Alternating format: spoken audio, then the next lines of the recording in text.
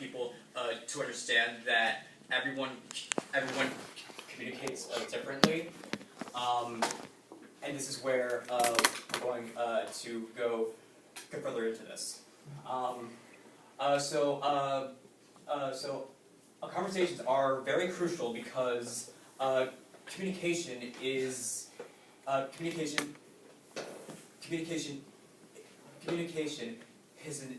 everyday process which we all go through to exchange information with each other, and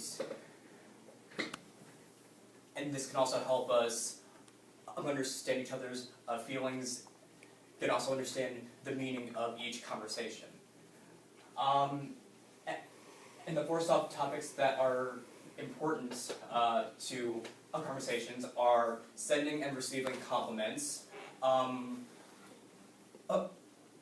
apologizing appropriately, making excuses, and the principles of immediacy, politeness, and flexibility.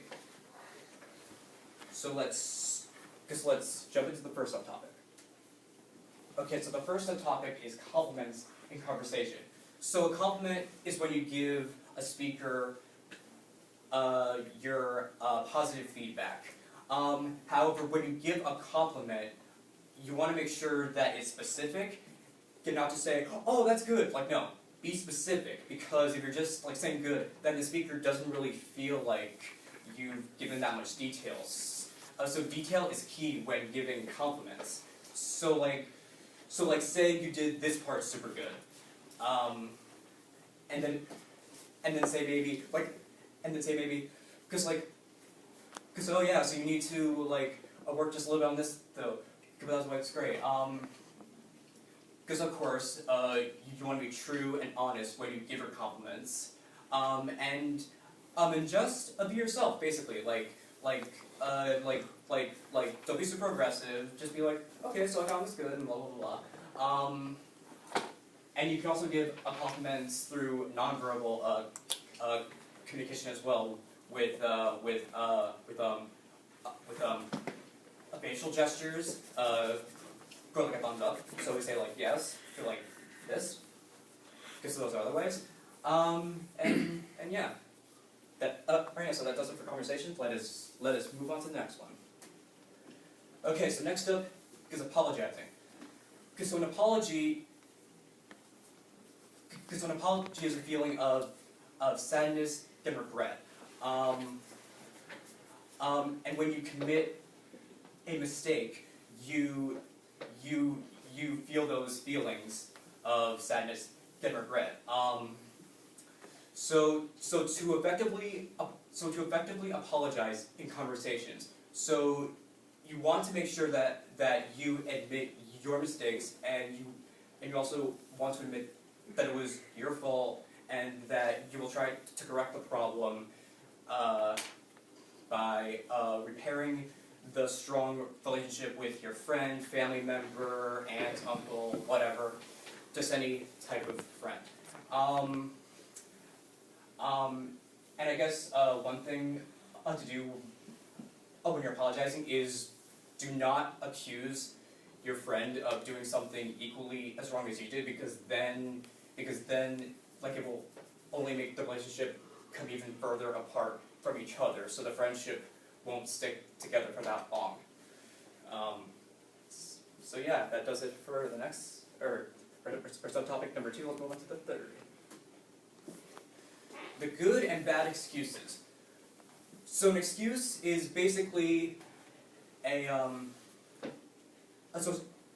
excuse is an explanation when you make something up because you're trying to keep yourself because you're trying to keep your self-esteem up, and you're also trying to create a more positive image of yourself.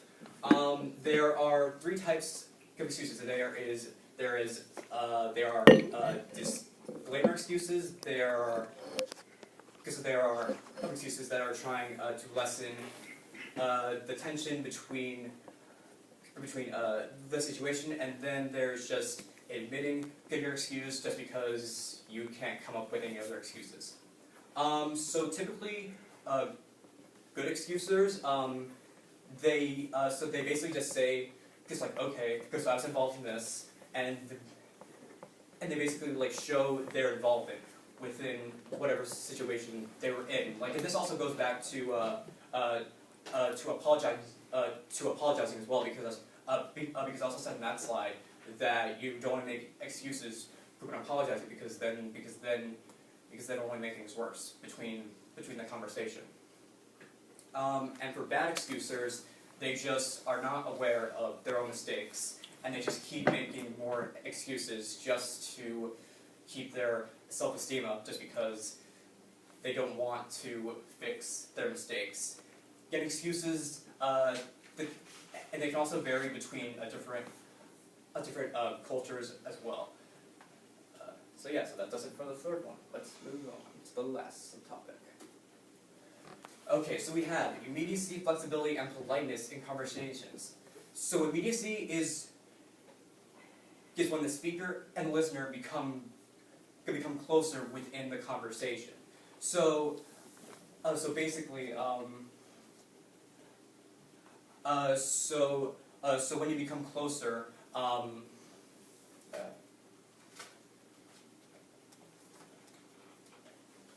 so when you become closer, you typically keep appropriate eye contact, and you also try not to interrupt as much. For flexibility, you can choose your choices. You can choose your choices mindfully. You can imagine the different scenarios of the conversation, and you can also use the skills that you know of to effectively communicate, to just branch out and try new skills for more effective communication. And then there is politeness, which has 6 different rules to follow in order for effective communication. But in my opinion, the 2 most important ones are to always give positive feedback, and to understand the speaker's feelings, because it's very because it's very meaningful to the speaker when you're like fully engaged in the conversation. So like if I'm just like ignoring them, then they'll be like, wow, you really don't care about my feelings, do you? Like, you don't care about my feelings toward my work. So you also want to be polite. And that does it for the last subtopic. Now let's get to the main point. Why are conversations effective? Or why are conversations important for effective communication? Well, the reason is because communication is the most important life skill in history. Say, look, most important. And the reason why it's important to learn these 4 subtopics is because that they can really help someone improve their professionalism when they're talking to a friend, a coworker, their boss, and this can also improve their social life when they're going to parties and whatnot.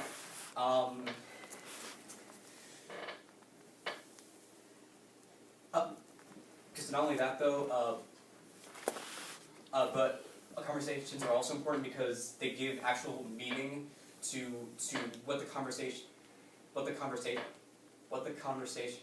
is about, and this can also improve someone's own effective communication by following the steps that we just saw through the 4 subtopics. And people should value, and people should also value this, because conversations are very important within communication, because we have conversations every single day in the world, like happening at every moment. So by learning these skills, we can avoid making those mistakes and effectively communicate where we know what to say and what not to say.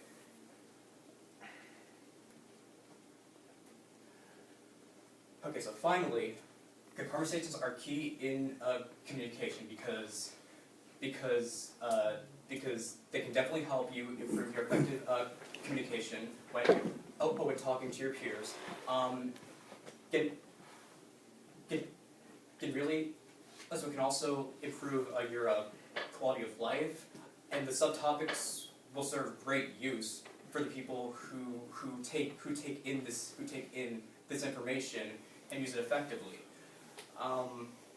Then of course, the main part of conversations is that they can be a lot of fun and they can be great entertainment, and they're also a learning experience too, because everyone makes mistakes during a conversation. So with this, I'm pretty sure people would greatly improve their own skills, and that does it. So thank you all for listening.